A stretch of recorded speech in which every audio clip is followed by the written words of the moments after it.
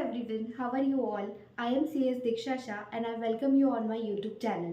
आज का हमारा जो टॉपिक होने वाला है वो एक बहुत short topic but important topic है जो आपके सारे डाउट्स प्रोजेक्ट रिपोर्ट को लेकर सॉल्व कर देगा। तो बिना किसी देरी के शुरू करते हैं हम वीडियो के साथ। तो चलिए जानते हैं क्या है पूरा प्रोजेक्ट रिपोर्ट का कंसेप्ट।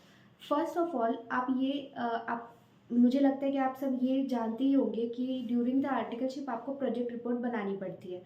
तो अगर जिन लोगों को नहीं पता है उन लोगों के लिए बता दूं कि जब आप अपना ट्रेनिंग अंडरगो कर रहे रहते हैं 21 मंथ्स का, आपको अपने मेंटर के गाइडेंस के अंडर एक कोई टॉपिक पे प्रोजेक्ट रिपोर्ट तैयार करना पड़ता है। वो प्रोजेक्ट रिपोर्ट का जो पूरा प्रोसीजर है, पूरा जो मेथड है कि उसका स्ट्रक्चर कैसा होना चाहिए, वो आपको ICSI की वेबसाइट पे आराम से मिल जाएगा। आपको किस टॉपिक पर प्रोजेक्ट बनाना है, बहुत लोग मुझसे ये पूछते हैं कि हम किस टॉपिक पे प्रोजेक्ट बनाएं। तो इट इज़ वेरी इजी। आप गूगल पे जाइए और लिखिए कि project topic list for ICSI students. तो वहाँ पे आपको ICSI की वेबसाइट पे ही पूरी लिस्ट मिल जाएगी। उसके अंदर बहुत सारे मेन हेडिंग्स हैं और फिर अंदर अंदर सब हेडिंग्स हैं, जिसके आप कोई भी वो सब हेडिंग्स में से एक टॉपिक उठा सकते हैं।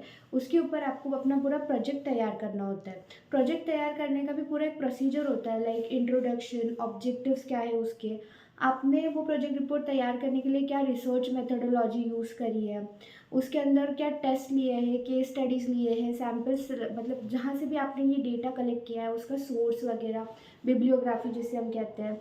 फिर कंक्लूजन भी आपको उसमें लिखना पड़ता है। ये पूरा स्ट्रक्चर दिया हुआ है और ये पूरा स्ट्रक्चर आपको ICSI के गाइडलाइंस में वेबसाइट पे ही मिल जाएगा।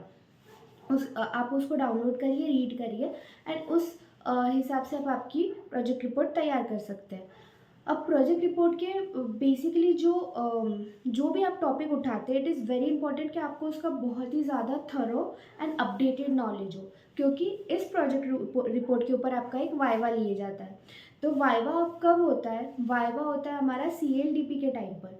जब हमारा कॉर्पोरेट लीडरशिप डेवलपमेंट प्रोग्राम हो रहा रहता है तब इस पर एक वाइवा लिया जाता है। तो उस वाइवा में आपको इस टॉपिक के ऊपर, मतलब जो आपने प्रोजेक्ट बनाया है उसके ऊपर एक प्रेजेंटेशन देना पड़ता है। एंड देन प्रेजेंटेशन के बाद में जो वहाँ पे जज का पैनल रहता है, मतलब अराउंड 3 to 5 जजेस का भी पैनल हो सकता है, कभी कभी 2 to 3 जजेस भी वो लोग पैनल में रखते हैं। तो जो जजेस का पैनल होता है वो आपसे आपके टॉपिक पे, आपके उसमें ऐसा होता है कि एक जज जो रहता है वो आपके टॉपिक पर आपने जो प्रिपेयर किया है उसके अंदर से, प्रोजेक्ट रिपोर्ट के अंदर से ही आपको क्वेश्चन पूछेगा। एक जज जो रहता है वो आपसे out of the box question पूछेगा, कहीं से भी बाहर आया हुआ।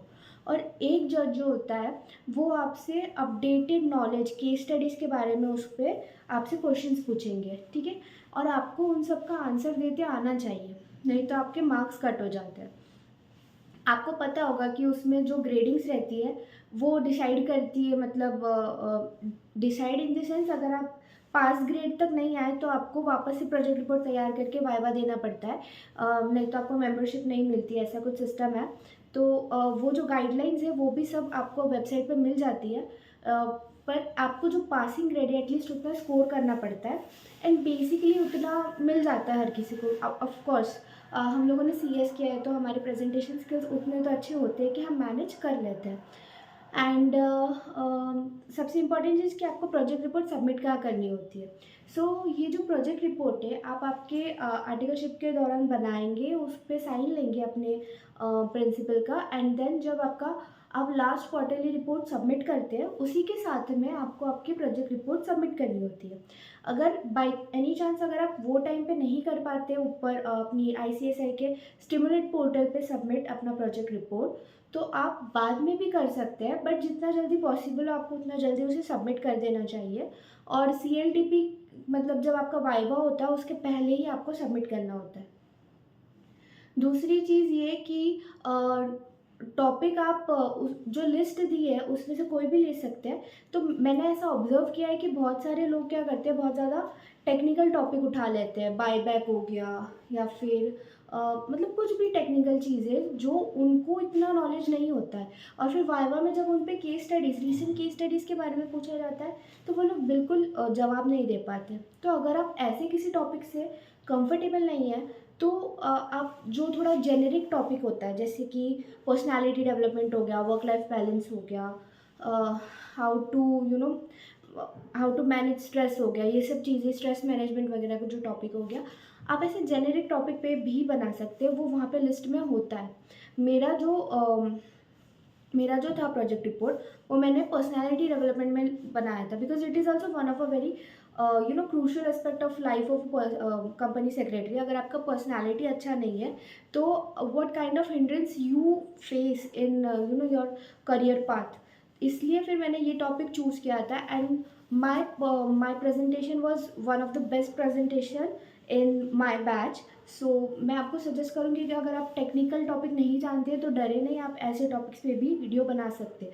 और किसी टेक्निकल नॉलेज पे आपको पूरा पूरा अगर कॉन्फिडेंस है खुद पर, तो आप ज़रूर वो वाला बनाइए। जो मतलब कहने का इतना ही मेरा कंक्लूजन है कि आपको जो टॉपिक आता है, आप जिसमें मास्टर है, आप वही टॉपिक लीजिए। दूसरा कोई भी टॉपिक हार्ड शोई, मतलब शो ऑफ करने के लिए दूसरा कुछ भी उठा मत लीजिए। एंड जो आपको आता है बस उसी पे फोकस करके उसे ही एक्सपर्टाइज उसमें अपनी क्रिएट कर कर अपना अच्छा सा प्रेजेंटेशन दीजिए। और आई थिंक ऑलमोस्ट सारे डाउट्स प्रोजेक्ट रिपोर्ट को लेकर मैंने क्लियर कर दिए। अगर फिर भी आपको कोई डाउट रहता है तो आप कमेंट सेक्शन में मुझे लिखकर बता सकते हैं, आपको रिप्लाई मिल जाएगा। और ऐसे ही इंफॉर्मेटिव वीडियोज़ के लिए please like share and subscribe. Okay, bye.